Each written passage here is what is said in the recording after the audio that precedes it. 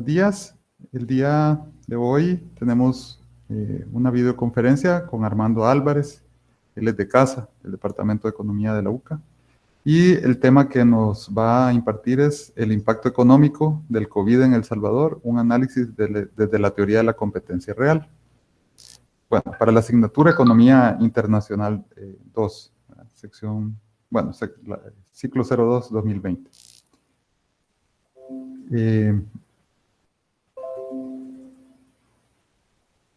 Armando, para dar las generales, es profesor a tiempo completo del Departamento de Economía de la UCA. Actualmente se encuentra cursando su maestría en Economía en la New School for Social Research de Nueva York, Estados Unidos. Y bueno, como ya lo conocen, ¿verdad? Saben que él ha publicado algunos diferentes trabajos sobre pensiones y deuda. Ha trabajado en series históricas de las matrices insumo-producto.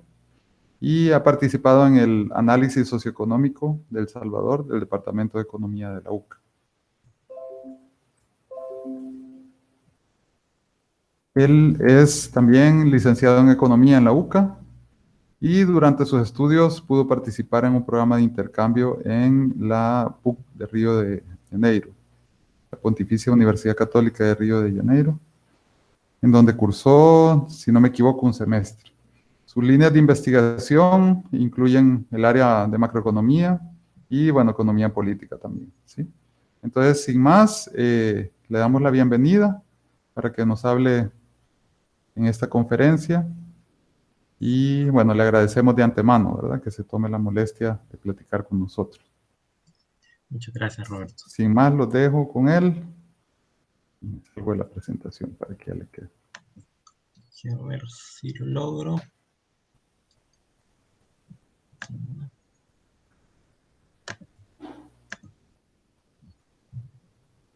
¿Se ve ahí? Sí. Bueno, no lo veo de usted, pero igual, solo están como de fotos. Ajá, Así que fíjate. no problema. Solo es raro estar hablando hacia la computadora. Vamos a, bueno. solo una cosa, vamos, como ya te había comentado, vamos a dar más o menos 50, una hora de lo que te tardes, y al final dejamos las preguntas. En las preguntas yo les digo que si quieren abrir la cámara, además del micrófono, para que nos veamos un poco en esta modalidad rara que nos ha tocado en esta emergencia, que estaría bien entonces. Perfecto, voy a poner aquí tiempo para irme midiendo. Igual, de repente y hasta me tardo menos. Bueno, agradecer primero a Roberto por la invitación, a ustedes por el tiempo de escucharla. Yo estuve en clases con Roberto hace creo que 7 años, en el 2013, y pues creo que su clase es en gran medida lo que me movió hacia la heterodoxia, ¿verdad?, dentro del departamento, junto también con la de otros compañeros, con el doctor Montesino, y ustedes saben. Entonces, quería aprovechar para decirles que es una materia súper importante, que permite esa como comparación, que a veces nos parecen que las teorías como que están hablando de diferentes cosas, ¿verdad? De repente, hablar de marxismo parece que está hablando de algo totalmente diferente con respecto a la teoría neoclásica, y no es así. Entonces, justamente, quiero presentar como esa forma de comparar las diferentes teorías, así muy brevemente desde macroeconomía. Y al final, una vez hablemos de la competencia real, que es una aproximación desde la teoría clásica marxista, porque combina el análisis no solo de Marx, sino que de Smith y de Ricardo, de la economía política clásica y también de otros autores. Poder centrarnos bajo este análisis en lo que ha sucedido en El Salvador, y más que lo que ha sucedido en El Salvador, cómo entender la crisis desde, desde ese enfoque, pero también como hacia dónde podemos ir o cuáles son las limitantes a partir de las teorías convencionales, incluido en este caso la convencional, la keynesiana, no en tanto, o sea, tan convencional, sino porque es más conocida también cuando hablamos de política pública, de política económica. Pensamos en un estímulo de demanda, por ejemplo. Entonces, ¿cuáles son las limitantes en ese sentido? Voy a tratar de hablar un poco sobre eso. No es una gran investigación. Sé que han tenido importantes economistas y que han estado participando. Entonces, espero poder estar un poco como a la altura de eso, pero no es algo publicado o algo similar. Así que empezamos. El contenido lo divido en tres: la comparación de la macroeconomía neoclásica, keynesiana y clásica marxista, o la de competencia real. Algo que olvidé mencionar, esto ha sido principalmente desarrollado por Anwar Sheikh, pero hay otros economistas bueno, hay mucho debate, pero que escriben en la misma línea, en la línea clásica marxista. Así que no es algo exclusivamente de él. Dumenil y Levy, por ejemplo, escriben mucho sobre esto. Luego, un poco el impacto macroeconómico del COVID-19 y, por último, la necesidad de un cambio de modelo. ¿Por qué sería difícil, si mantenemos el mismo modelo, lograr recuperarnos, bueno, ni recuperarnos, sino que salir del impacto que haya tenido el COVID? Entonces empezamos con el primer punto, la comparación de macroeconomía neoclásica, keynesiana y clásico marxista. Y aquí traigo las matrices de insumo-producto. No vamos a hablar directamente de ellas, pero como las conocen y es una ilustración, una foto de la economía que nos permite ver, cuando estamos hablando de macroeconomía, que no estamos hablando de un único sector, sino que estamos hablando de diferentes sectores. Cuando estamos hablando de demanda, estamos hablando de diferentes componentes. Y cuando estamos hablando de valor agregado, aunque no está dividido, quiero ver si puedo poner, aquí me pasé, si me permite poner bueno, no. Pero si ven mi mouse o no se ve. Sí se ve. ¿Roberto? Sí se Sí ve. se ve. Ok. Bueno, entonces, como saben, el valor agregado, aquí dentro del valor agregado está dividido en salarios, excedente bruto de explotación. Entonces tendremos ingreso mixto también, pero inicialmente podemos imaginarnos únicamente esos dos. Entonces, sabemos desde la teoría neoclásica que es el mercado de trabajo. Si nos imaginamos, el mercado de trabajo estaría en esta parte del valor agregado, el que define el nivel de producción, y que la demanda se va a ajustar a través de la ley de Say.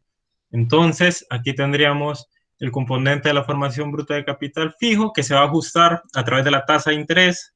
Como se pueden recordar, la inversión se hace igual al ahorro, y eso no iguala demanda y oferta. Entonces, desde esta parte B, podemos decir que se determina la parte C, y se hace el ajuste a través del mercado.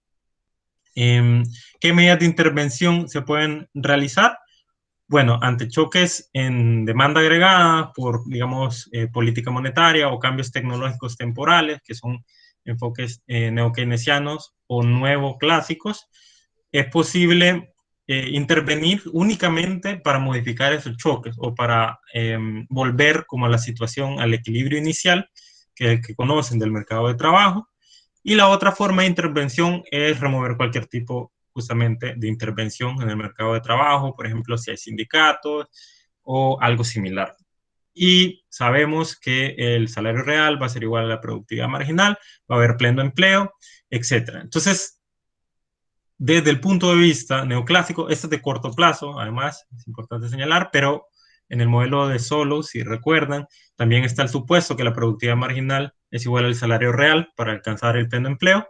Entonces, desde el punto de vista neoclásico, hay como muy poco margen para la misma existencia de las crisis, o que se pueda dar un tipo de crisis en ese sentido. Desde la teoría keynesiana, por otro lado, la demanda, o sea, esta parte que tengo acá, exportaciones, consumo, formación bruta de capital fijo, es la que mueve la producción. La inversión, además, ante estímulos de demanda se mueve la producción. Sabemos, eso es conocido como el principio de demanda efectiva. Además, la inversión en Keynes particularmente, porque de repente en macroeconomía no se ve así, pero depende de la eficiencia marginal del capital, que es como un aproximado de la tasa de ganancia, y de la tasa de interés. Depende directamente de esta como tasa de ganancia esperada, digamos, y la tasa de interés depende inversamente. Entonces, digamos, para alcanzar, si no hay pleno empleo, puede existir, ya lo conocen también, puede existir una economía en donde no haya pleno empleo, es decir, esta matriz insumo-producto no está reflejando el pleno empleo, entonces se pueden generar estímulos desde la demanda. Se incrementa la demanda efectiva. Para Keynes particularmente, esto podría traducirse en un incremento en la eficiencia marginal del capital, y se decide producir más. Para producir más en el corto plazo se contrata más trabajo, y así aumentaría el empleo, aumentaría la producción. En teoría post-keynesiana, particularmente la Kalekiana, de corto plazo, aquí hay como mucho debate dentro de los mismos post-keynesianos, pero la tasa de interés que define la inversión es manipulada directamente por el Banco Central. El Banco Central realmente no controla, de acuerdo a esta teoría, la oferta de dinero, sino que lo que controla es la tasa de interés, indirectamente, porque los bancos comerciales son finalmente quienes ponen un margen sobre la tasa de interés que pone el Banco Central, y eso nuevamente hace que se modifique la inversión, incrementando la demanda agregada, y eso nos lleva a un mayor nivel de producción. Bueno, eso Scheich le llama ley de Keynes, en el sentido que es la producción la que se ajusta, o el nivel de ingreso el que se ajusta, para hacer igual inversión igual al ahorro, es decir, demanda igual a oferta. Desde nuestro esquemita, C va a definir a B. Y no me deja ver bien esto porque me parece que estoy compartiendo pantalla, pero de las medidas de intervención sabemos que se puede incrementar la demanda final para estimular la producción. Pero aquí surge una pregunta: ¿de dónde viene la nueva demanda final si la economía está en equilibrio? Esto es algo que discutíamos en macro, me parece.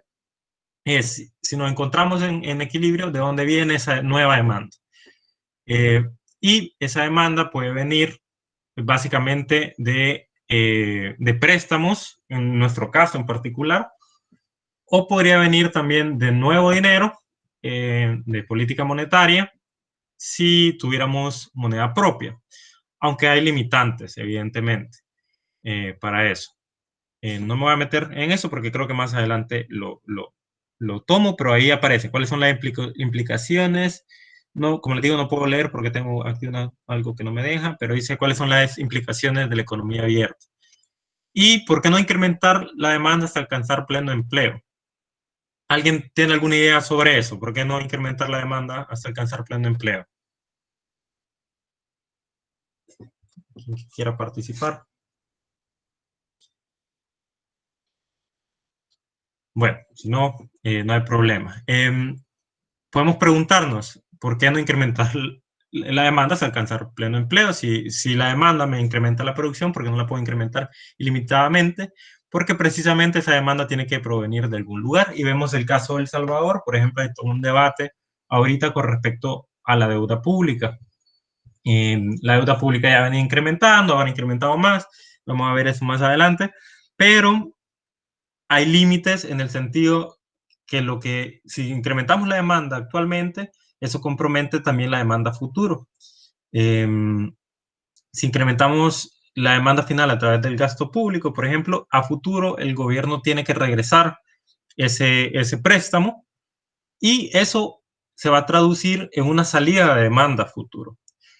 Pueden imaginárselo, digamos, el gobierno adquiere un préstamo de $100 y mañana tiene que pagar $110. Es decir, el estímulo de demanda que tenemos hoy se traduce en una menor demanda en el futuro, que puede contraer la economía.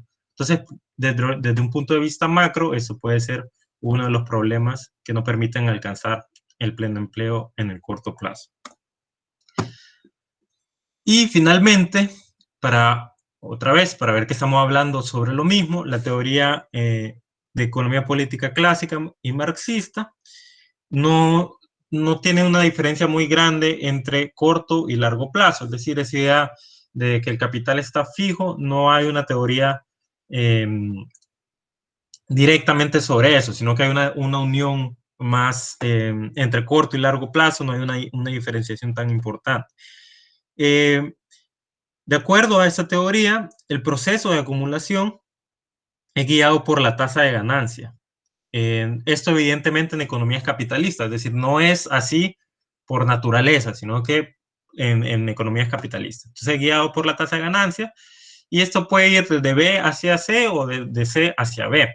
Por ejemplo, en un proceso, imaginémonos los esquemas de dos sectores de Marx, que los hemos estudiado y creo que también los están estudiando ahorita en TEMED.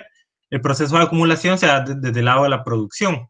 Hay un proceso de acumulación porque las empresas esperan más demanda, pero todo esto sucede simultáneamente. Es decir, si las empresas esperan más demanda, pero por algún motivo todas simultáneamente deciden no producir, simplemente no se va a realizar esa mercancía. Por lo tanto, ese lado de la demanda también es importante.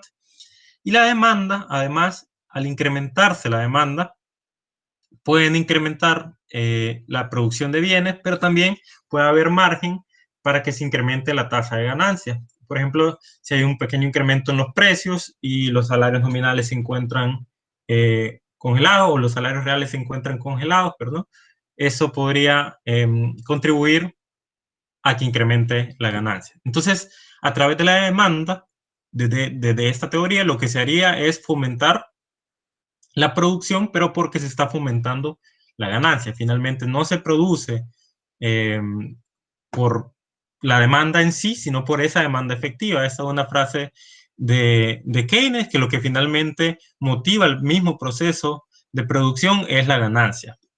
Y de acuerdo, esa es parte de Scheich, porque como les digo, hay diferentes enfoques, pero el ajuste entre inversión y ahorro se va a hacer en parte porque las empresas, ante una mayor tasa de ganancia, van a ahorrar más, y en parte por la producción. Esto limita el efecto multiplicador. El efecto multiplicador existe, pero no es, dado que se está modificando la propensión marginal a ahorrar, disminuye cuando asumimos que el efecto multiplicador, que la propensión marginal a ahorrar es constante. Eso lo pueden ver ustedes matemáticamente para si les interesa, pues claro. Luego, esa tasa de ganancia a veces también es como un poco abstracta, aunque la podemos ver, digamos. Si tenemos el Producto Interno Bruto menos los salarios, es decir, el valor agregado, podemos decir, menos la masa salarial, nos queda el excedente y eso sobre el stock de capital. También podríamos incluir los salarios aquí, pero para facilitarlo, nos da la tasa de ganancia.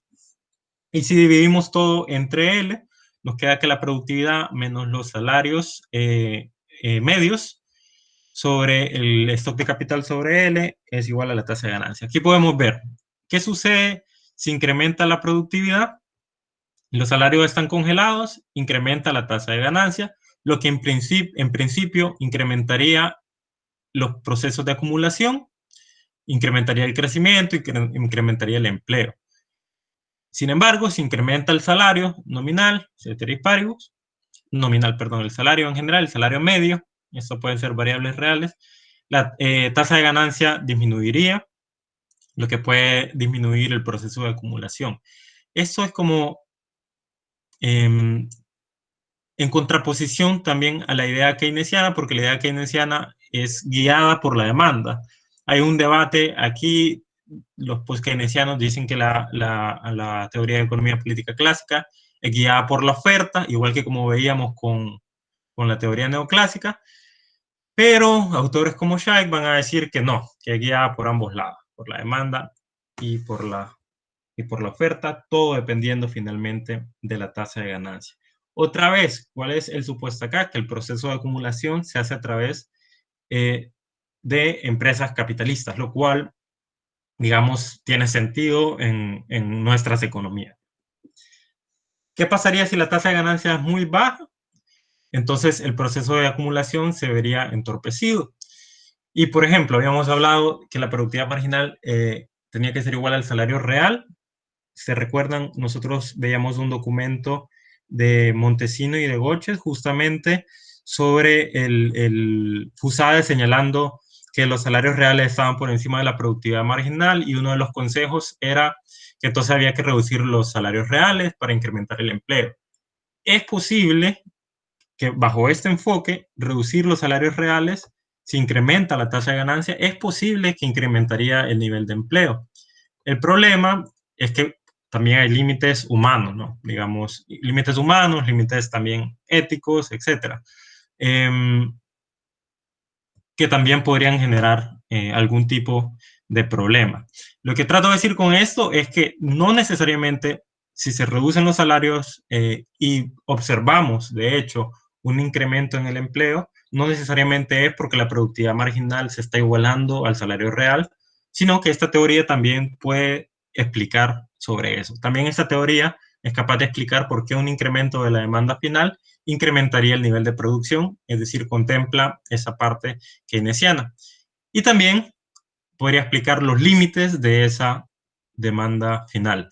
Junto con Juan José trabajamos un paper que no hemos publicado, todavía está en trabajo, pero justamente los límites de los incrementos en la demanda final, incluso si no tomamos en cuenta la parte de los préstamos, y es la capacidad de reinversión de las empresas. Es decir, si incrementa la demanda final, pero las empresas son incapaces o no tienen la suficiente ganancia como para reinvertir y cubrir esa demanda, eso se puede traducir en incremento de precios.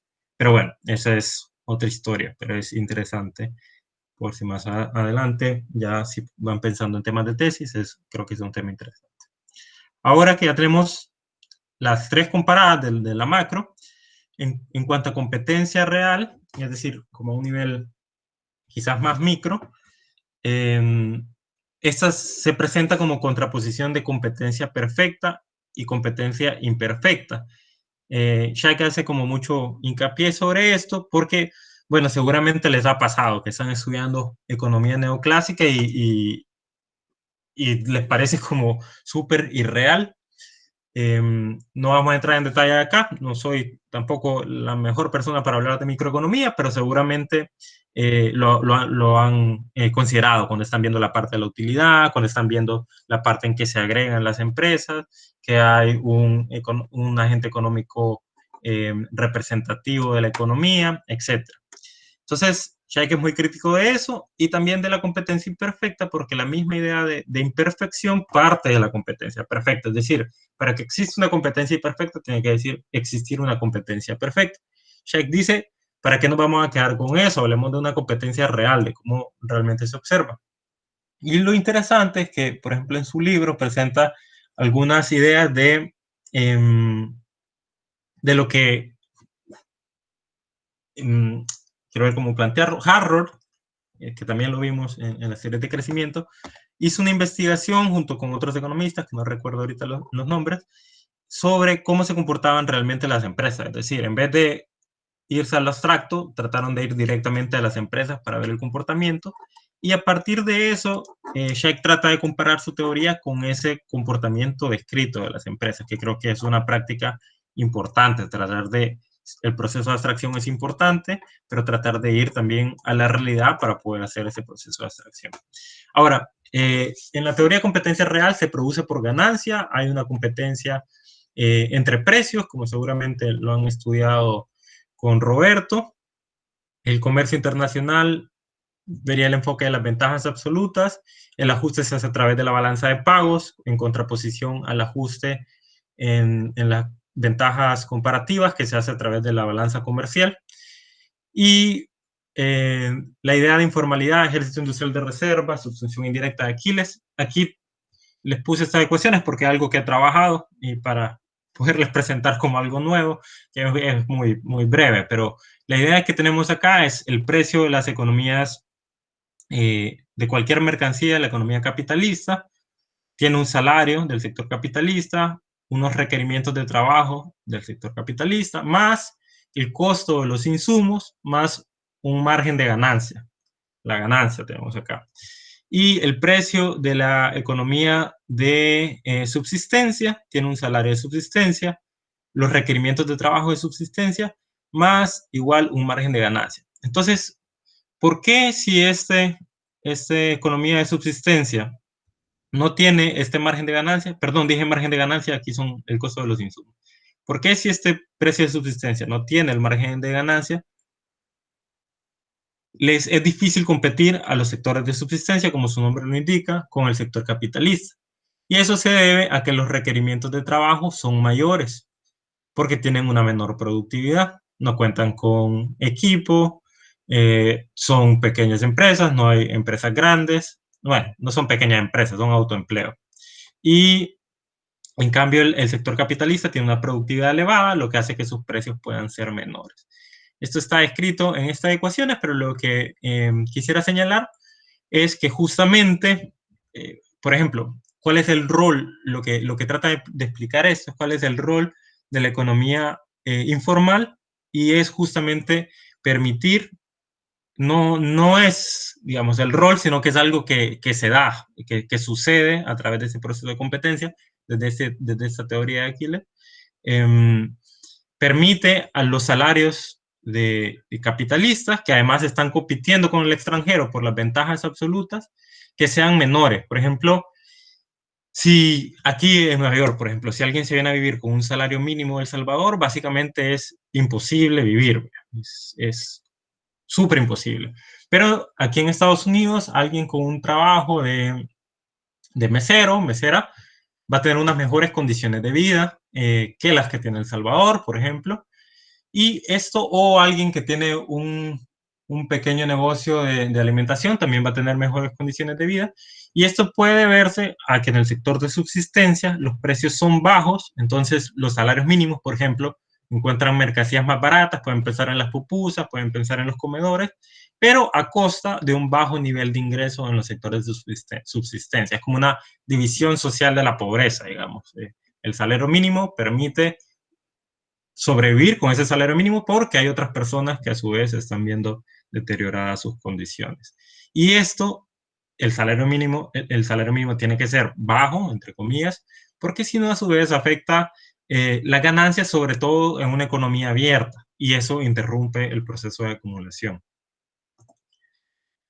Estos son los deciles de ingresos de los trabajadores de subsistencia del sector capitalista, una clasificación que he hecho a través de la encuesta de hogares. Y podemos ver que en todos los deciles está hasta el 9, porque el 10 se elevaba bastante. Podemos pensar que no son clase trabajadora.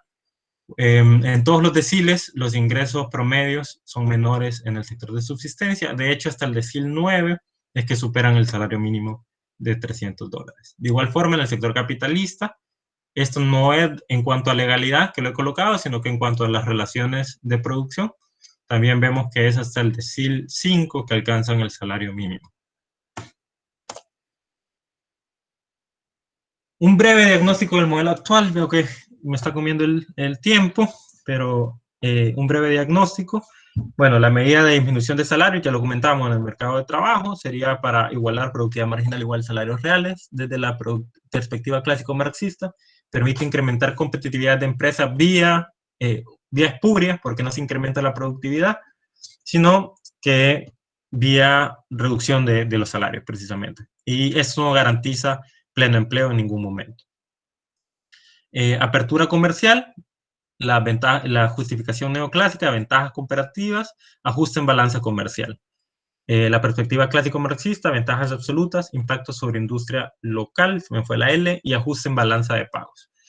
Es decir, la industria local, si no puede competir con la extranjera, se va a ver perjudicada. Nosotros tenemos, seguramente han hablado mucho sobre eso, pero tenemos tratados de libre comercio con Estados Unidos. Es difícil pensar que nuestra industria va a lograr competir con la industria de Estados Unidos, y el ajuste a través de la balanza de pagos no implica necesariamente que se va a ajustar las exportaciones o las importaciones, sino que, como en el caso de El Salvador, pueden ser las remesas.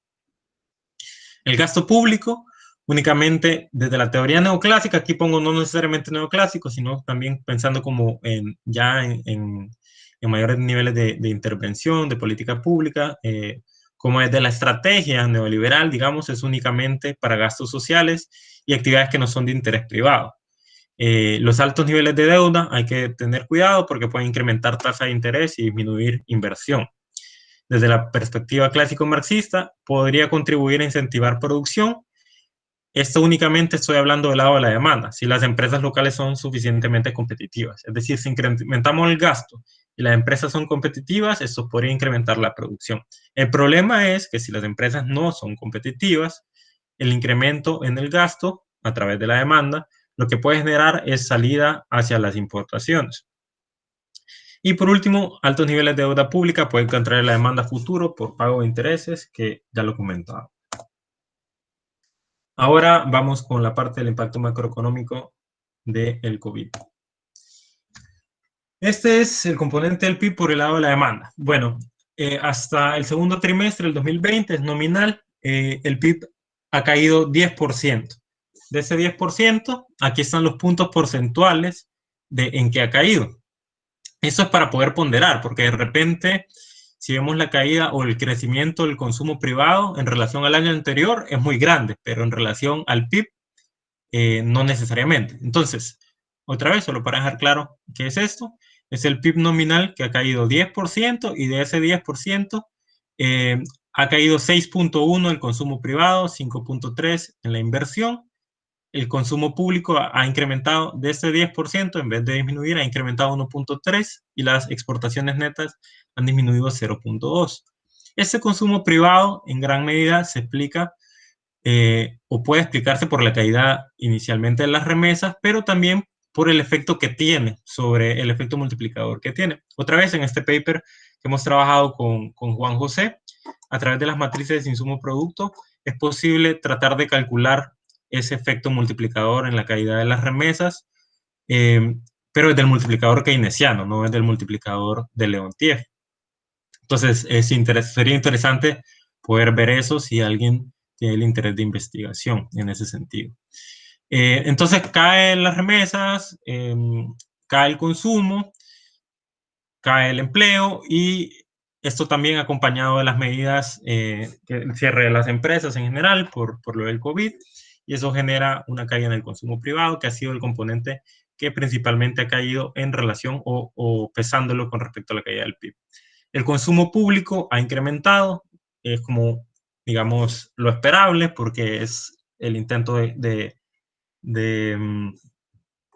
paliar la crisis, pero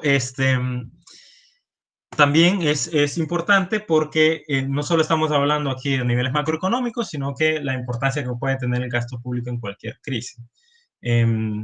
Más allá, ahorita, quizás al final voy a comentar un poco sobre las medidas del gobierno, si queda tiempo, pero más allá de eso, pensemos, por ejemplo, en si todo está cerrado y nadie está trabajando, pues difícilmente, evidentemente, iba a ser difícil la alimentación. Entonces, lo mínimo que se podía hacer precisamente era entregar una canasta, porque si no, la gente se moría de hambre.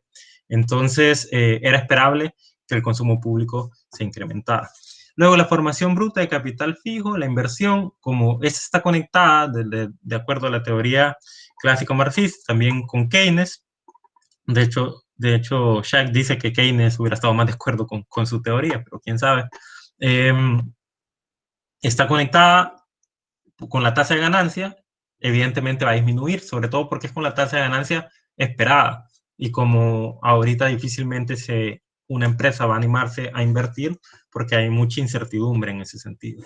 Las exportaciones netas han crecido, pero esto se debe principalmente, es muy poco lo que ha crecido, se debe principalmente porque tanto las importaciones como las exportaciones han caído, pero las importaciones han caído en un mayor peso del PIB. Bueno, como saben, se ha comentado mucho sobre eso, la caída de las remesas que se dio principalmente cuando Estados Unidos estaba siendo más afectado. Luego va a incrementar. La pregunta, que también es una buena pregunta de investigación, es ¿por qué? ¿Por qué se incrementó?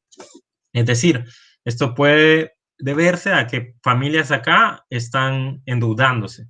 Podría ser una explicación, lo cual puede contraer a futuro las remesas. O puede verse a que algunas familias están utilizando los ahorros que habían contemplado para otra cosa. O puede verse a las medidas que tomó Estados Unidos.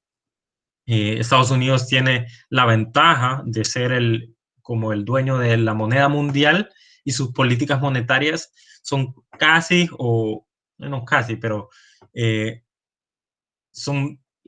tienen bastante margen, por decirlo de una forma. Tienen bastante margen, por lo que pueden incentivar a través de política monetaria y a través de gasto público sin otros efectos, aunque se ha dicho que a futuro esto se puede ver arriesgado, lo cual tendría un gran impacto en El Salvador porque tenemos el dólar. Pero bueno, volviendo aquí a la parte de remesas, esta caída en las remesas inicialmente tiene un enorme impacto tanto a nivel social.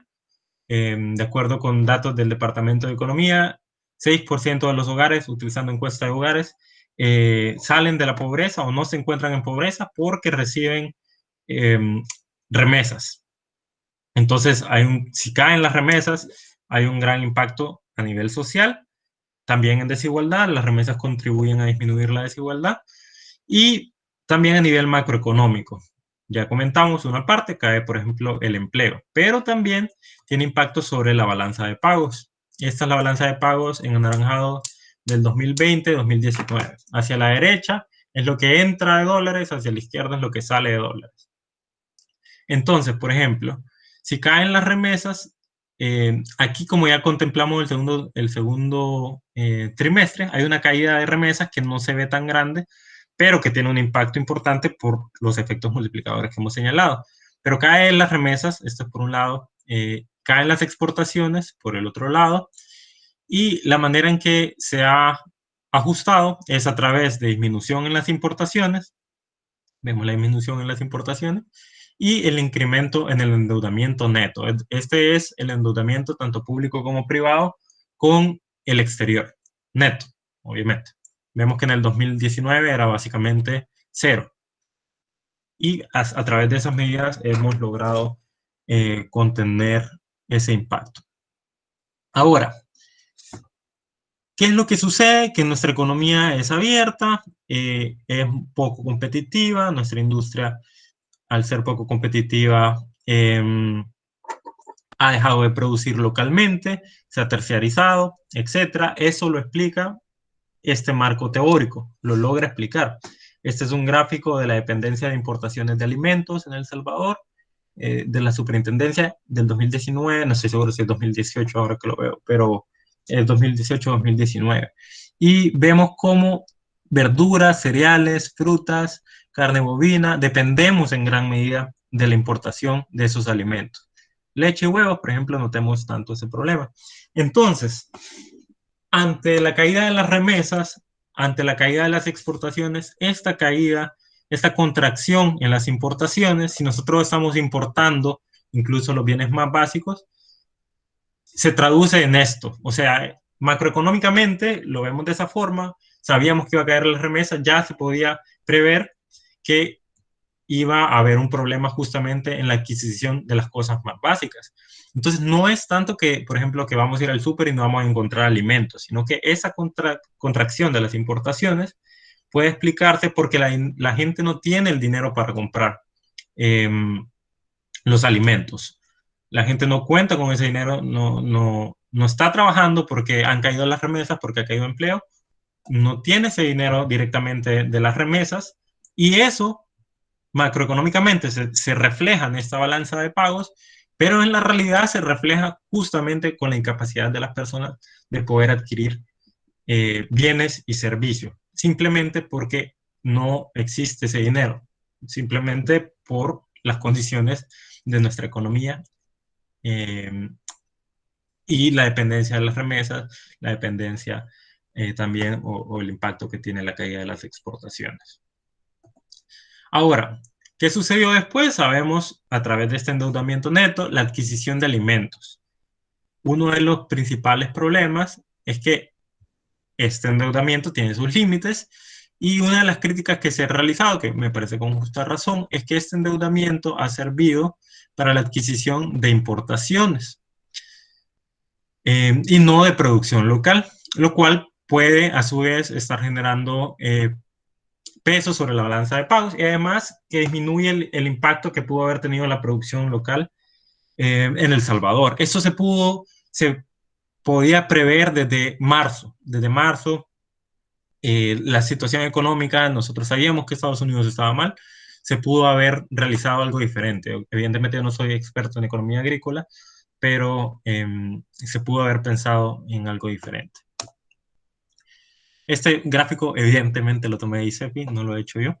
Es una estimación de la deuda pública. Aquí hay que mencionar algo. La deuda pública ya ha presentado una tendencia creciente previo al COVID. En gran parte eso se debe a pensiones. un problema que no se ha solucionado, que todavía tenemos ahí, que por cierto, como existe la cuenta de garantía solidaria y varias personas no están trabajando, esa cuenta de garantía solidaria va a disminuir, lo que va a incrementar la necesidad de endeudamiento público para poder cubrir esas pensiones. Entonces, también hay presiones por ese lado. Sin embargo, hay un incremento importante de la deuda. Aquí yo he visto algunas personas preocupadas porque esto va a incrementar la tasa de interés o porque va a generar incertidumbre en el sector privado. Aunque eso puede suceder y es la perspectiva más convencional y lo que usualmente se argumenta, otra vez yo creo que la principal preocupación debería ser que más fondos van a ir destinados al gasto público, a pagar deuda, lo que va a contraer la demanda futuro. Es decir, una demanda que ya de por sí tiene problemas en realizarse localmente debido a las importaciones, esa demanda se va a contraer más, disminuyendo ya sea trabajo o la compra de bienes y servicios, que finalmente se puede traducir en un menor nivel de producción local. Y para finalizar, bueno, ¿cómo ante esa situación, qué se podría realizar? ¿Qué podemos transformar, qué podemos modificar? Este es el multiplicador, que también lo vieron seguramente en macro, se los ponía. Es una estimación que realizamos que evidentemente puede ser mejorada, pero creo que describe bastante ese comportamiento y me sorprendería que fuera diferente. Con esto de las tablas, por cierto, voy a seguir insistiendo porque ojalá que alguien se anime a hacer tesis sobre eso, pero con esto de las tablas de insumo-producto y el multiplicador keynesiano se podría medir de mejor forma este multiplicador de los distintos sectores y ver si efectivamente es lo que ha sucedido. Aunque bueno, habrían menos años disponibles. Pero lo que quiero señalarles es que ha caído el multiplicador y aunque no aparece en el gráfico, de acuerdo a este trabajo, es precisamente por un incremento en la propensión marginal a importar. Vemos que dentro del modelo neoliberal, o como le quieran llamar, a partir de los 90 hay una caída de la propensión marginal, no, perdón, del multiplicador keynesiano, y coincide justamente con un incremento en el déficit comercial y con, como les digo, dentro de este mismo trabajo aparece explicado a través de la caída en la propensión marginal, en el incremento de la propensión marginal a importar. Es decir, cuando se incrementa el gasto, la demanda final, la demanda agregada, parte de eso lo está absorbiendo las importaciones. ¿Y cómo se explica eso? Otra vez, desde la teoría clásico marxista, se explicaría por las ventajas absolutas. Tenemos menos nivel de capacidad de competir con el extranjero. No hay un mecanismo de ajuste de la balanza comercial como lo planteaba Ricardo, sino que el ajuste lo hemos realizado a través de las remesas o a través del endeudamiento. También podría explicarse de esa forma, una combinación de las dos. Y eso se ha traducido en una disminución de la producción local en el sector primario y secundario, y justamente el terciario, el que no compite con el extranjero, los restaurantes, los bares, etcétera, son los hoteles, etcétera, son los que han ido incrementando. Esto tiene sentido, digamos, nosotros somos, creo, la mayoría, no sé si todos, todas, pero somos clase trabajadora, pero tiene sentido, por ejemplo, si nosotros recibimos dinero y nos dicen poner un negocio, lo primero que pensamos siempre es un bar. Nunca pensamos, bueno, voy a poner una industria o algo similar, porque precisamente es difícil competir. Y parte de esa competencia, además, los sectores que logran competir, lo hacen también debido a los bajos salarios que existen legalmente y que a su vez se retroalimenta por el sector informal que permite vender a menores precios, pero pauperizando la vida de las personas que se encuentran en ese sector. Entonces, con esa idea, solo para tener claro por qué no se puede seguir como las teorías convencionales. Bueno, ¿qué nos diría la teoría neoclásica? Otra vez, no tiene una explicación muy buena de la crisis. Creo que no puse esa PPT. Se me olvidó, la quité sin querer. No tiene una teoría, la teoría neoclásica no contempla de manera idónea, digamos, la crisis, ¿no? Se le dificulta hablar sobre ello porque sería ante la intervención, por ejemplo, difícilmente podemos pensar que la crisis actual es por la intervención del gobierno, difícilmente podemos pensar que la crisis actual es por sindicatos o algo similar. Entonces, se le dificulta a la teoría neoclásica hablar sobre ese tipo de crisis. Por ejemplo, ¿qué tipo de recomendación podríamos sacar si nos volvemos neoclásicos para poder dar recomendaciones? Digamos que lo han contratado y tienen que dar recomendaciones. Pues muy pocas porque ¿qué van a decir? Hay que disminuir el salario para incrementar la producción. El salario en El Salvador es de 300, 250, 225. Es decir, difícilmente se va a dar la solución desde ese punto de vista. Y eso no es casualidad, otra vez, es porque la teoría neoclásica, simplemente la crisis no existe. Solo pueden haber choques, puede haber intervención, pero dentro del capitalismo no existe esos periodos de crisis.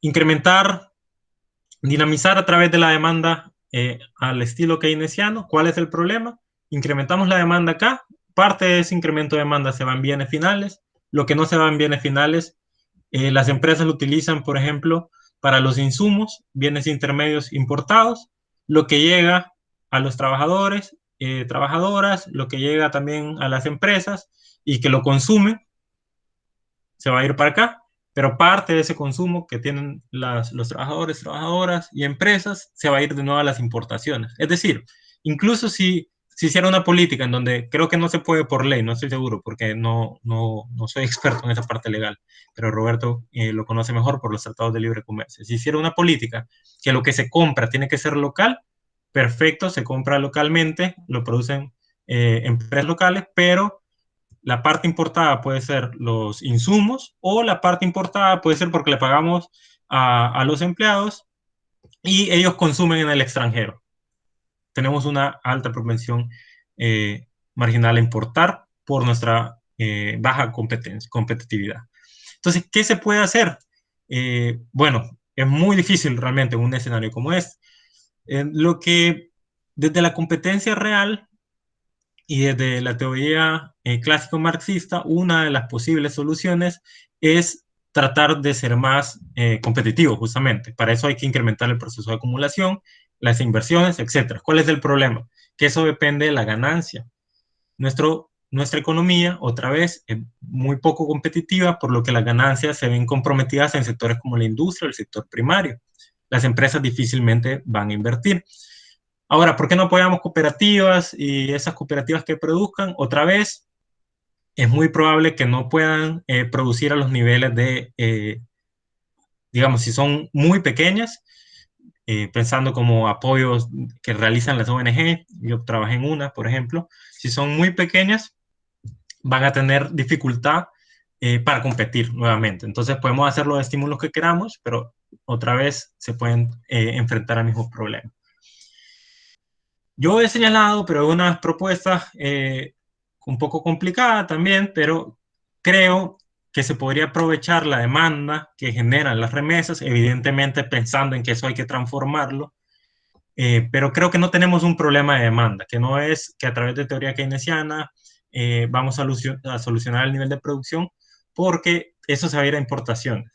Creo que lo que hay que hacer es desde el nivel de producción, pero esto no lo van a hacer las empresas, entonces hacer inversión directamente en actividad productiva. La matriz insumo-producto nos permite determinar qué sectores se ven directa e indirectamente dinamizados por las remesas, lo que nos permitiría también tratar de disminuir al máximo o dinamizar al máximo lo que se encuentra entrando de remesas. De repente también se podría hablar de algún acuerdo con empresas para que se vayan hacia esos sectores.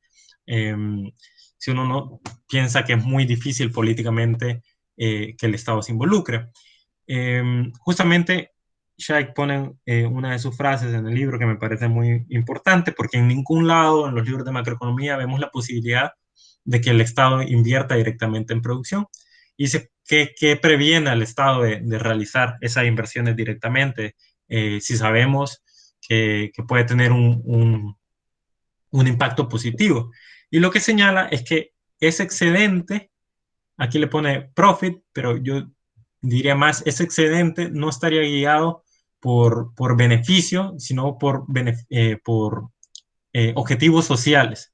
Y esos objetivos sociales podría ser una amenaza justamente para el sistema capitalista. Evidentemente El Salvador no va a ser una amenaza para el sistema capitalista, pero van a haber, lo que trato de señalar acá, es que van a haber intereses políticos que van a decir justamente, no, eso es socialismo, no, eso va en contra de la empresa privada, etcétera, que puede generar que políticamente se vuelva difícil.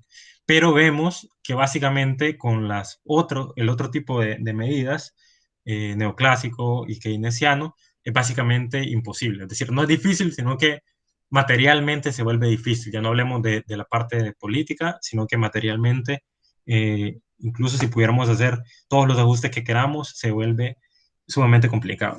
Y el otro punto es que esto tiene que venir acompañado, evidentemente, de mayor transparencia. Bueno, el gobierno actual, con los fondos que ha tenido serios problemas en transparentar el uso, lo que genera como algo que tenemos que contemplar, creo yo, dentro de economía. No podemos hablar exclusivamente bueno, hay que incrementar la inversión pública, sino que realmente hay que mejorar estos procesos de transparencia, porque si no, finalmente, solo una vez enseñé finanzas públicas, pero les decía, $1 es $1. Si el dólar va para enriquecer doy este ejemplo porque el que está en el gobierno, a Nayib Bukele, entonces, o a familiares de Nayib Bukele, que es como la mitad del gobierno, entonces ese dólar no va a contribuir a la economía, evidentemente. Lo mismo pasa con un dólar que va de plusvalía o de ganancia, como le quieran llamar, que no es lo mismo, pero de ganancia, pero que va a un empresario y que lo utiliza para importar un yate. Eso contribuye exactamente en lo mismo a la economía, es decir, en nada. Entonces, creo que es importante contemplar esa parte de transparencia en nuestro análisis y tratar de irlo viendo, de reclamar esa transparencia. Pero, aún con el gobierno más transparente del mundo, si nosotros nos quedamos con las soluciones neoclásicas y con las soluciones keynesianas, El Salvador tampoco sería un paraíso. Entonces, desde economía también tenemos que aportar en ese sentido. Y por último, ya en las conclusiones, según esto me quedan 30 segundos. Bueno, tenemos una necesidad de un diagnóstico que explique lo que ha sucedido, no solo en esta crisis, sino que lo que viene sucediendo en El Salvador. Y la teoría debe explicar la realidad, no es la realidad la que debe ajustarse a la teoría. Hace poco yo veía un tuit de una persona que es economista y decía, no, es que el consenso de Washington no funcionó porque no se contempló esto, esto y esto. Es decir, no existe la posibilidad que el consenso de Washington estaba equivocado, el diagnóstico estaba equivocado, sino que la realidad es la que está equivocada porque no funcionó. Entonces, tenemos que tratar primero de comprender qué es lo que está sucediendo y a partir de eso tratar de proponer, una vez comprendemos qué es lo que está sucediendo. Y creo que la teoría clásico marxista nos ofrece una alternativa para comprender desde ese punto de vista. Y ahí eso responde a cómo sabemos cuál seleccionar, pues la que está explicando justamente lo que sucede, la que no forzamos a que lo explique, no tratamos de que lo explique a pura fuerza. En la teoría clásico marxista, la tasa de ganancia guía los procesos de acumulación, la tasa en El Salvador, tengo escritos más de opinión, tampoco son artículos científicos, espero en algún momento poderlos publicar de esa forma, pero en El Salvador, yo creo que El Salvador fue uno de los principales perdedores del modelo de los 90, que es un modelo global, de capitalismo global. Se suma esa apertura, se suma la reducción de salarios, pero aún así no puede competir. Panamá genera, por ejemplo, excedentes brutos de explotación mucho más grandes que los de El Salvador, lo que hace que ni siquiera vengan esos procesos de acumulación, ni siquiera tenemos crecimiento. Ya no hablamos de distribución o algo similar, sino que no ganamos ni por ese lado.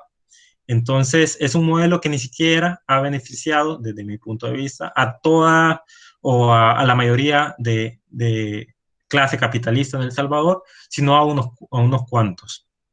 Luego, el impacto macroeconómico del COVID se ve reflejado especialmente en la reducción de consumo privado e inversión, pues eso lo vimos en el gráfico y ya explicamos cuáles podrían ser sus posibles impactos. Y además, este impacto refleja vulnerabilidad ante el comportamiento externo en la balanza de pagos. Desde las medidas convencionales de política económica, neoclásica y keynesiana, parece que no se va a solventar los problemas estructurales si nos mantenemos ahí. Por el contrario, y se me olvidó mencionarlo, desde la keynesiana, si nos mantenemos de esta forma, podría implicar a futuro reducción del consumo, el consumo del Estado, el gasto público del Estado, lo que podría contraer el producto incluso más adelante, es decir, ir reduciendo la tasa de crecimiento de los próximos años. Y a su vez, si se reduce la tasa de crecimiento, se incrementa la deuda pública como porcentaje del PIB, lo que genera un panorama poco alentador. Finalmente, intervenir desde la oferta podría aprovechar la demanda generada por las remesas, pero tiene limitaciones ideológicas y políticas, también materiales, hay que señalarlo, porque precisamente el Estado ahorita se encuentra en una situación de elevada deuda pública, tendría que establecer diferentes prioridades en cuanto a su gasto. Bueno, yo me quedaría ahí, les agradezco.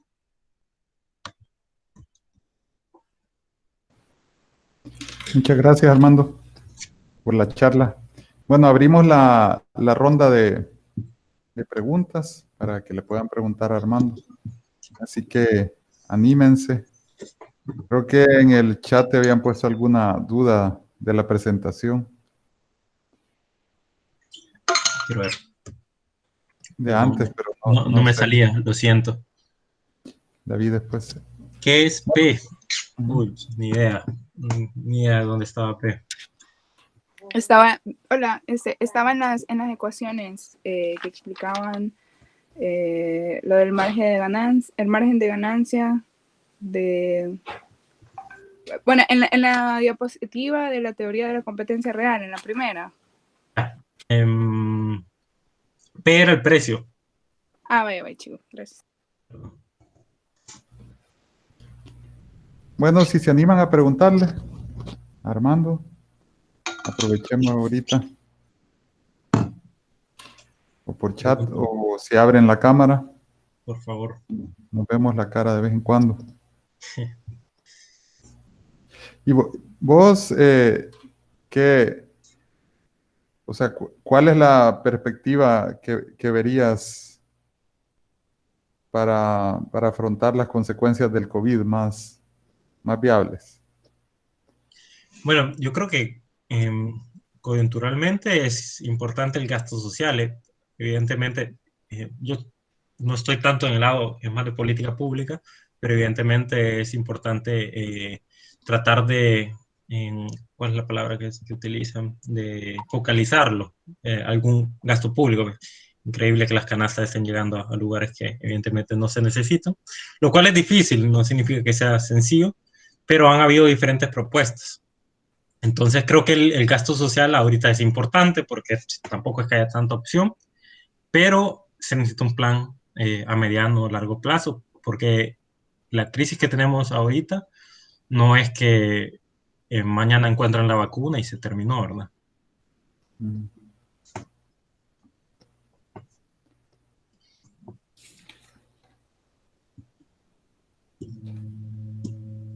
¿Sí?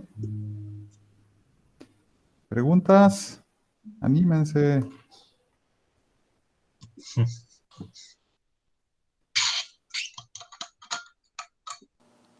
Yo tengo una pregunta. Sí, Emerson. Bueno, ante todo, me gustó tu exposición y gracias también. Mi duda va más bien en tu opinión. Para ti, sabiendo que la inversión está muy baja, ¿qué considerarías que sería lo más posible? Algo así como las famosas espérame. Dale.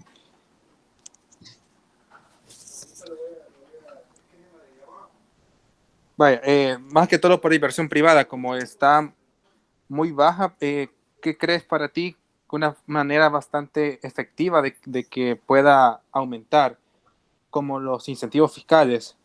O no sé si tenés alguna propuesta.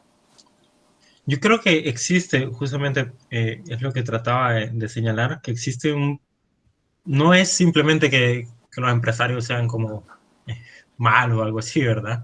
Sino que existe muy poco incentivo por las mismas condiciones que hemos generado a través de la apertura comercial, a través de tratar de competir desde un inicio, a través de los salarios, una economía que se fue acomodando a las remesas. Entonces existe una dificultad importante para que las empresas puedan invertir en los sectores que al menos nos interesan. De repente van a invertir en el sector terciario, porque precisamente aprovechan las remesas y es donde no compiten, pero veo muy difícil, incluso con incentivos fiscales.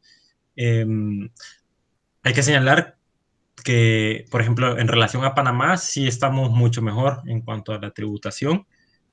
Hablo de Panamá porque me ha tocado estudiarlo recientemente, pero Panamá, justamente por ese tipo de incentivos fiscales, con la intención de atraer inversión, ha crecido enormemente, pero en la pandemia, por ejemplo, ha dejado claro que no ha mejorado a nivel social, que finalmente es lo que debería interesarnos.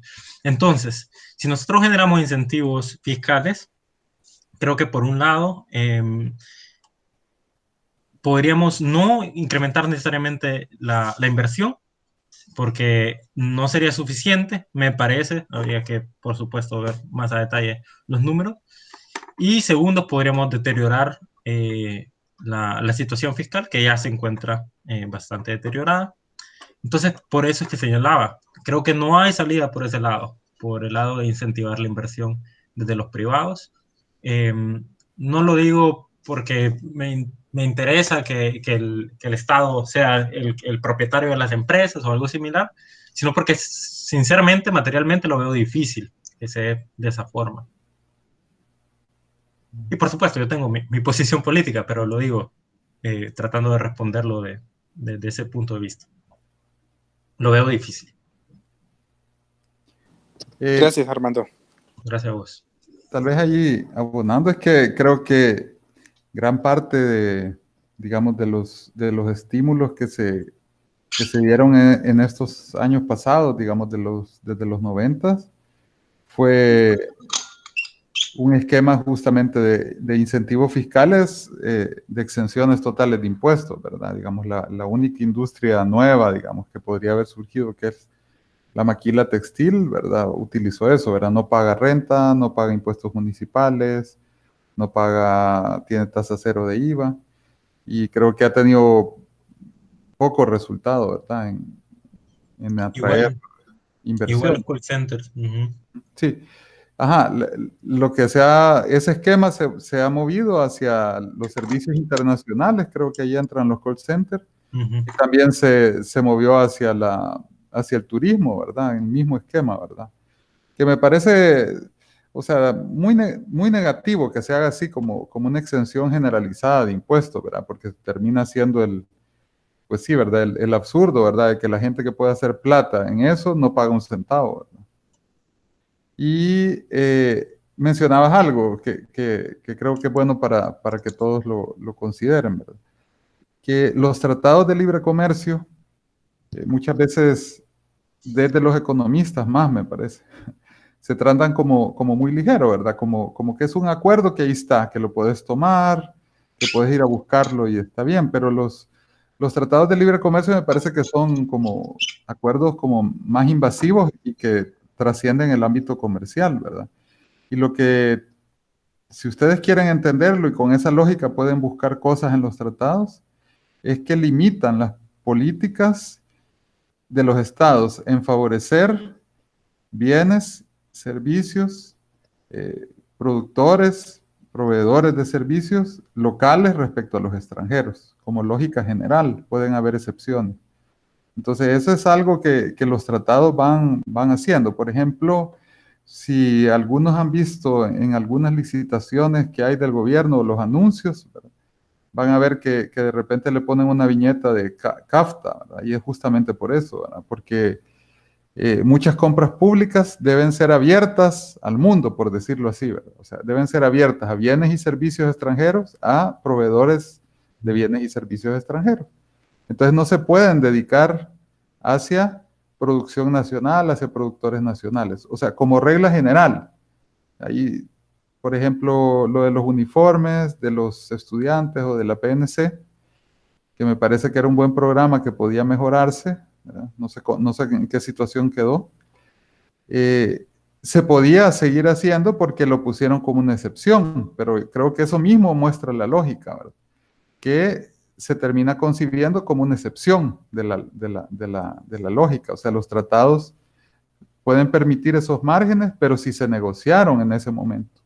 Si alguien de ustedes llega al Ministerio de Economía, ¿verdad? Y quiere hacer un programa justamente, ¿verdad? De incentivar en un área compras, ¿verdad? De bienes y servicios locales y tal, puede encontrar problemas, puede, ¿verdad? Puede encontrarse intereses contrapuestos que cuestionen esas medidas. Ese es el problema, digamos, de los tratados, ¿verdad? Que son como más invasivos que un simple tratado comercial que uno como economista pensaría, ¿verdad? En lo abstracto, ¿verdad? Ah, bueno, es facilitar que comerciamos. No, ¿verdad? Los tratados tienen un esquema así, ¿verdad? De limitar las políticas estatales de privilegiar o de preferir bienes, servicios, proveedores, empresas nacionales respecto a las extranjeras. ¿Sí? O sea, como parte de lo que en algún punto que hablaste mencionabas eso. Bueno, no sé, creo que ahí tenés tenés un par de preguntas, creo, en el chat. Sí. No sé si se animan a hacer las últimas preguntas para Armando. Leo aquí las que ha puesto. Bye. Y bueno, y si hay otra, preferiría que hablen, pero pueden escribirla también. David dice, hola David, esta crisis claramente ha repercutido en el lado de la producción. ¿Crees que la recuperación será de manera rápida? Y cuando se normalice la situación, y dado el nivel de endeudamiento mundial, ¿crees que existe una reestructuración a nivel mundial o plantearse otro esquema económico? Pues realmente lo veo difícil. Bueno, contestando la primera, la producción. Yo no creo que la recuperación sea rápida.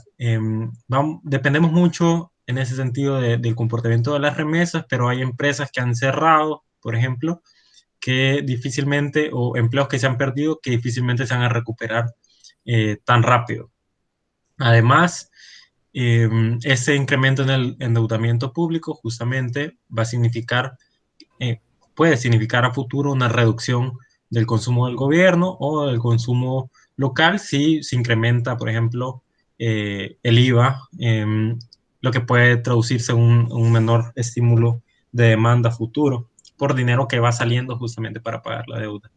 En cuanto a nivel global, bueno, la CEPAL es la que está hablando principalmente que se haga algún tipo de acuerdo para este proceso de endeudamiento, pero sinceramente veo como difícil en ese sentido,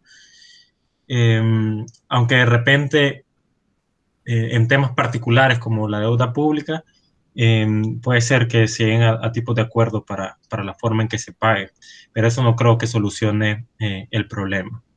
Y Marcela dice, a mí me preocupa porque inevitablemente cualquier medida estrictamente económica que se plantea nunca considera las limitaciones del inminente colapso ecológico al que nos presentamos. Totalmente, totalmente de acuerdo, y es todavía más difícil considerarlo desde El Salvador. Es decir, la competencia te lleva justamente a ese colapso ecológico. Si tenemos una economía abierta, incluso compitiendo desde el Estado, que es lo que yo mencionaba, vamos a enfrentar problemas en ese sentido. Ese tema lo trabaja mucho Meraris, por si querés profundizar sobre él. Yo evidentemente no lo manejo muy bien. Y Cristian dice, yo tengo una que imagino que vas a poner el micrófono. Sí, correcto. No sé si me escuchan bien. Sí, te escuchas. Se escucha. Ok. Vaya, eso es más como una pregunta de suposición, dado algunos rumores que se han escuchado previamente y algunas decisiones inciertas del gobierno respecto al rol de la autoridad monetaria en esta economía, específicamente hablando sobre algún tipo de vuelta al colón como nuestra moneda local, ya sea desdolarizando en sí la economía o abriendo las bóvedas donde están los colones, porque según nuestra ley tenemos bimonetarismo, ¿no? La idea en general y mi pregunta va relacionado a en qué posición quedaría El Salvador en la competitividad, dado que si nuestra moneda está en los mercados, va a tener repercusiones sobre nuestra competitividad nacional y por tanto nuestras exportaciones van a tener que sufrir algún tipo de beneficio o maleficio. Entonces, no sé si me podrían aclarar esa pequeña duda que tengo. Bueno, de entrada te voy a decir, no sé, no sé, el tema de la dolarización es justamente algo que quiero investigar para el próximo año, lo había comentado con Roberto, pero de entrada no sé. Ahora, a partir de eso, algunas intuiciones que tengo.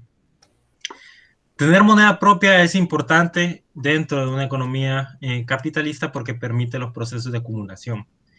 Uno puede hacer un esquemita, hacer una economía inventada, por ejemplo, y poner un nivel de dinero que está fijo y en algún momento va a haber un problema de acumulación si esa cantidad de dinero no se modifica. Entonces es importante porque el dinero como tal no tiene un significado material, digamos. El dinero vale porque es un acuerdo social, pero las empresas finalmente terminan produciendo en busca de dinero, no en bienes físicos. Entonces juega un rol importante en ese sentido. Ahora, siempre dentro de una economía abierta tiene sus límites, porque uno no puede, digamos, si tuviéramos moneda propia, no puede imprimir cuanto quiera, imprimir entre comillas, ¿no? Lo veíamos también, qué significa esa idea de imprimir. Porque si ese dinero empieza a irse para importaciones, por ejemplo, puede generar un problema con nuestro tipo de cambio, especialmente si no tenemos capacidad productiva, si nuestra industria no está conectada, nuestros sectores no están conectados. Entonces, lo que creo que puedo contestar ahorita, lo poco que puedo contestar ahorita, es que la dolarización, desde mi punto de vista, otra vez tengo que profundizar sobre esto, no es ni por sí mismo la causa de la situación en la que estamos, porque he visto posicionamiento en donde estamos como estamos por el dólar, pero tampoco sería de dolarizar la solución si esta no viene acompañada de otras medidas, si esta no viene acompañada de un modelo económico diferente, justamente por lo que mencionaba. Si tuviéramos de regreso el dólar y ese dólar empezamos a pagar salarios del gobierno con el colón, si tuviéramos las dos monedas y empezamos a pagar con el colón, si se va directa o indirectamente a importaciones, por ejemplo, eso puede empezar a generar presiones sobre el tipo de cambio. Y eso puede llevar a que tengamos un tipo de problema que no tenemos actualmente, entre comillas, como esas fluctuaciones en el tipo de cambio y lo que significan para la inflación. Creo que Roberto podría comentar ahí. Sé que supuestamente soy yo, pero creo que Roberto maneja mucho más ese tema. No, no tanto. Dolarización siempre es un pendiente. Pienso que sería muy, muy importante frente a lo que tenemos, pero es donde pienso que hay menos gente metida en analizando. Mira, yo creo a la pregunta que hacían de la dolarización, digamos que hay un punto como tal vez de acuerdo, ¿verdad? O que puede tener gente de varios signos, ¿verdad? Y es que nadie quisiera, ¿verdad?, que se desplomara abruptamente, ¿verdad?, por el caos que va a generar. O sea, porque ahí nos va a llevar de encuentro a un montón de gente. Eso creo, pero me parece que hay creo que un buen artículo que pueden ver de eso es de la directora del ESEN, me parece que sacó algo sobre ese tema. Pero el pero es que veo que se enfocan a ver efectos de la dolarización si se cayera cuando hay algunas cosas que ya están pasando. O sea, por ejemplo, yo les presentaba lo de los tipos de cambio reales y lo de los costos laborales unitarios relativos, si se acuerdan, ¿verdad? Y eso mostraba que que la pérdida de competitividad, ¿verdad? Porque eran relativos, ¿verdad? No tenemos los niveles, eso habría que hacer un análisis más detallado por ramas de actividad, ¿verdad? Pero la información normalmente disponible no se tiene, pero lo que veíamos era que hay un encarecimiento de precios y de costos laborales. O sea, hay un proceso que no ha parado con la dolarización, o sea, sí es más tenue, ¿verdad? Digámoslo así, a partir de la dolarización, el encarecimiento, pero el punto es el siguiente. Si nosotros hemos tenido un proceso de larga data de encarecimiento de bienes, encarecimiento de costos, y tenemos una economía abierta, no basta que no se sigan encareciendo. Necesitaríamos que se abaraten, pues sí, que quisiéramos tener un mejor desempeño externo, por ejemplo. Entonces, eso no es lo que vemos nosotros. Y entonces, eso creo yo que no ven, digamos, los defensores de la dolarización, ¿verdad? Que ahí tenemos a Heinz o a esta gente o a la directora LSEN que les decía. Hay un proceso de pérdida de competitividad, ¿sí?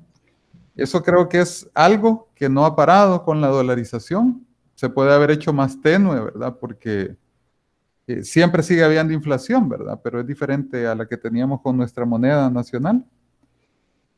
Ha habido un proceso de encarecimiento, sobre todo, ¿verdad? De bienes no transables. Eso creo que lo trata Oscar Cabrera, ¿verdad? Es el ex presidente del Banco Central. Pero bueno, existe ese proceso de deterioro de nuestra situación competitiva. Creo yo que también lo que dice Armando, ¿verdad? Que creer que la dolarización, quitarlo, ponerla, ese es solo el origen, igual que la liberalización, vean, a ver si me lo han entendido bien. Igual la liberalización, o sea, tampoco es que per se es el origen de las cosas. O sea, existe una estructura económica, existe cierto comportamiento, ¿verdad? Por ejemplo, lo que Armando ha querido decir hoy de la competencia real, ¿verdad? Una lógica de la competencia en el capitalismo, para la cual la dolarización o la liberalización no responde a la situación concreta en que El Salvador se encuentra, ¿verdad? Entonces me parece que eso ha exacerbado los problemas. Ahora, quitar la dolarización, quitar la liberalización, solos no van a solucionar los problemas, pero me parece que mantenerlos hace más difícil enfrentar los problemas. La dolarización me parece que quita capacidad de financiamiento al desarrollo, ¿verdad? La capacidad de la autoridad monetaria, de hecho. La liberalización quita la capacidad de políticas industriales, ¿verdad? Para buscar promover sectores, ¿verdad? Entonces sí es una limitante. Y en ese sentido es que deberíamos verla, ¿sí? Me parece que la gente que ha sido más defensora, ¿verdad? Del modelo neoliberal, ¿verdad? Ante la crisis actual que tenemos, me parece que de fondo tiene como un deseo de regresar a donde estábamos antes, ¿verdad? Yo creo que, digamos, de un planteamiento progresista es que debemos de estar preocupados por lo que está pasando, ¿verdad? Pero debemos de darnos cuenta que a donde hemos llegado por no cambiar lo que estuvo pasando antes. Y eso creo yo que en los temas que hemos tocado hoy tienen que ver con la dolarización, hay que ponerle más cabeza, como dice Armando, y la liberalización, ¿verdad? Hay que ponerle cabeza, ¿verdad? O sea, en un esquema así, mantener un esquema así, me parece que ha mostrado, ¿verdad? Con diferentes gobiernos, con diferentes signos que lo han mantenido, que no permiten, ¿verdad? Responder a las necesidades de desarrollo. Bueno, un tercer elemento, diría ahí, la política de exenciones fiscales como política de fomento industrial también, ¿verdad? Ha mostrado, ¿verdad?, que no son capaces de llevarnos a una mejor situación de desarrollo, ¿verdad? Más bien una situación precaria, ¿verdad? Precaria de la vida, vulnerable en términos de salud y en términos económicos, ¿verdad? Nos hace más vulnerables en términos de deuda, por ejemplo, ¿verdad? Es lo que tenemos. Ahí diría, y yo diría que sí hay que buscar más en el tema de dolarización, ¿verdad? Buen tema para tesis. Ajá. Tal vez un tema más, el que decía Marcela, del tema ambiental, yo creo que sí, es una bomba, ¿verdad? Es una bomba que de hace rato está activa. muy complejo, ¿verdad? Creo que muy complejo, ¿verdad? Creo que no, con cambiar, simplemente con cambiar del neoliberalismo, incluso creo que con cambiar el capitalismo no necesariamente se resolvería así, ¿verdad? Pero me parece que es también, ¿verdad? Mucho más difícil hacerlos en la lógica en que estamos, ¿verdad? De un esquema neoliberal y de un esquema capitalista, porque la lógica capitalista me parece que globalmente, véanla global, ¿verdad? No es que no hayan países capitalistas que no tengan un mejor manejo del medio ambiente, pero la lógica capitalista es la búsqueda de la máxima ganancia, y la máxima ganancia, digamos, abstracta, todo se subordina a eso. Entonces, si bien, ¿verdad? Un país puede, digamos, conservar más sus bosques, ¿verdad? Pero si utiliza papel significa que se están explotando los bosques de otro lugar en la tierra, ¿verdad? Por ejemplo. Entonces, y justamente todo se ve en la lógica de ganancia, o sea, todo lo que es susceptible de apropiación y es susceptible de generar ganancias se busca convertir de esa manera, ¿verdad? Todo, entonces, eso me parece que limita la solución a muchos problemas. Por ejemplo, el transporte público me parece que es el mayor absurdo en El Salvador, ¿verdad? Todo El Salvador es consciente de la situación deplorable del transporte público, ¿verdad? Pero ningún gobierno, ¿verdad? Incluyendo el pasado, aunque se metió un proyecto de hacer un transporte público, pero lo hizo con gestión privada, ¿verdad? O sea, a ninguno se le ha ocurrido, ¿verdad? Que sería justamente la situación de crear una empresa pública que hasta podría ser que tuviera pérdidas, pero podría, digamos, abordar una situación ya caótica del transporte, ¿verdad? El transporte en El Salvador, ¿verdad? Uno sale un sábado y se tarda 4 horas en recorrer 5 o 10 kilómetros, un sábado, ¿verdad?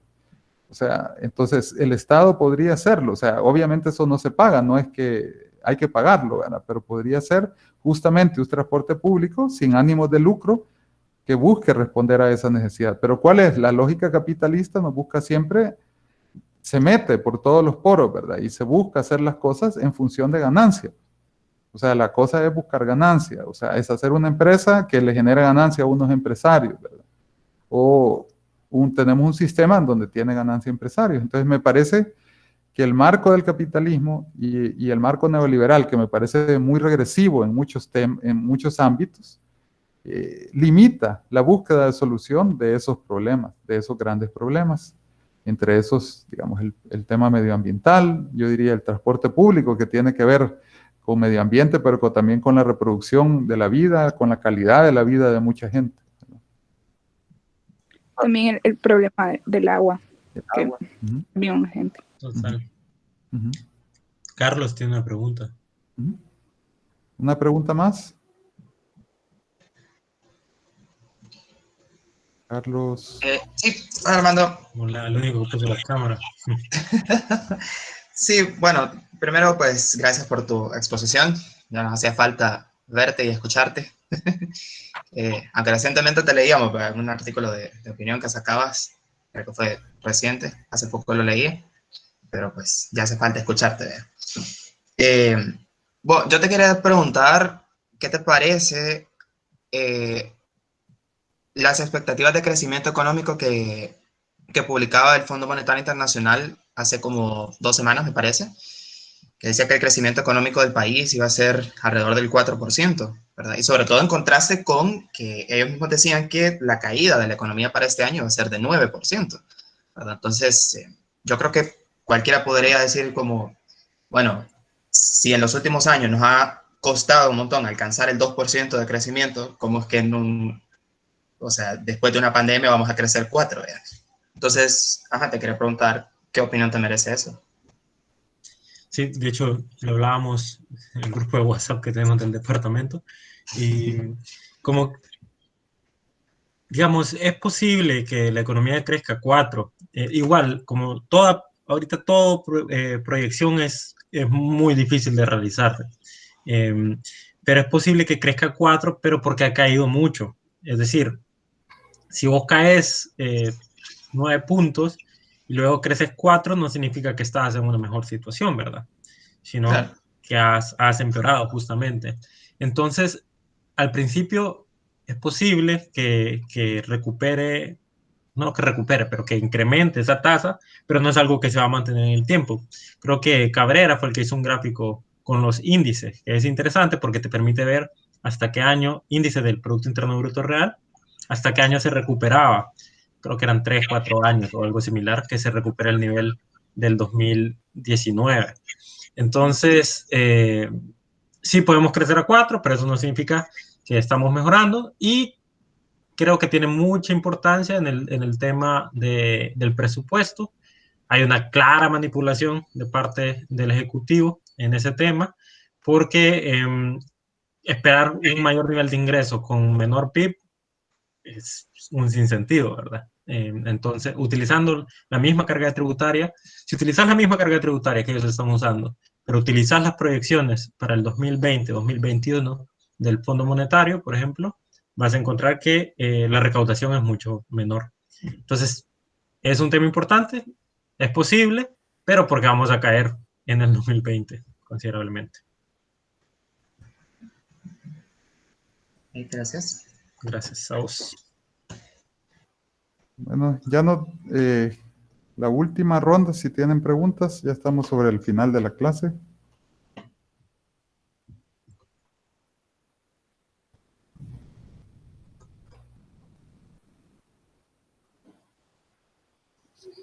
Hola, Bueno, perdón, entonces, un- vaya, sí, eh, Analía. ¿es posible, vaya, por las estimaciones, vea, del super alto nivel de deuda, vea, ¿vos crees que es como muy probable que, digamos, como en el corto plazo podamos llegar como a un nivel de deuda como del 100% o llegar a una situación similar a la que tuvo Grecia, digamos, en el 2015, si no me equivoco? Y, o sea, entiendo que probablemente como al decir más rico, obviamente no le va a como afectar tanto, vea, porque al final esos capitales se mueven y todo eso, vea. Pero, o sea, ¿cuáles serían como los, digamos, efectos más como palpables quizás, como para el país, vea, en general? O sea, tomando en cuenta también como la gran dependencia que tenemos de Estados Unidos, por ejemplo, entre otros factores propios de, como del Salvador, ¿verdad? Bueno, el nivel, o sea, la deuda con respecto al PIB te sirve como para comparar, digamos, de un año a otro o entre países, pero realmente no te dice nada. Podría ser diferentes números, ¿vea? Digamos, podría estar por encima del 100. No significa que si superaste el 100 hay como problemas, o en el 99 no hay problemas. Es solo una forma de tratar de ponderarlo con respecto a tu economía. Pero el principal impacto que tiene es justamente que te va comiendo los intereses. Después tu gasto público vos lo tenés que ir dedicando más para el pago de intereses. Y eso, si vas haciendo eso, además tiene impacto sobre el crecimiento. Y si va disminuyendo tu crecimiento, puede ser que sea positivo, pero si va disminuyendo, eso también tiene impacto sobre la misma deuda, porque la deuda la relativizas con respecto al PIB, lo que va a hacer que vaya creciendo al mismo tiempo. Entonces, ¿cuál es el problema? El problema es que si no hay modificaciones y seguimos incrementando esa deuda, puede ser que en un momento dado, perdón, sea difícil cumplir con las funciones básicas del Estado. No sé exactamente qué tan cerca nos encontramos. Sé que en el 2023 tenemos que pagar un bono, lo que genera presiones también, porque usualmente pagamos bonos adquiriendo más deuda. O sea, adquirimos deuda para pagar deuda, es lo que hemos venido haciendo. Entonces, no sé qué tan cerca estaremos de eso. Habría que profundizar un poco sobre el presupuesto, sobre las proyecciones del pago de intereses, etcétera. Esas serían como las principales implicaciones de un crecimiento de la deuda. Uno, se disminuye el gasto con todas las implicaciones sociales que tiene y con las implicaciones sobre el crecimiento que tiene y la retroalimentación que podría tener sobre la misma deuda con respecto al PIB.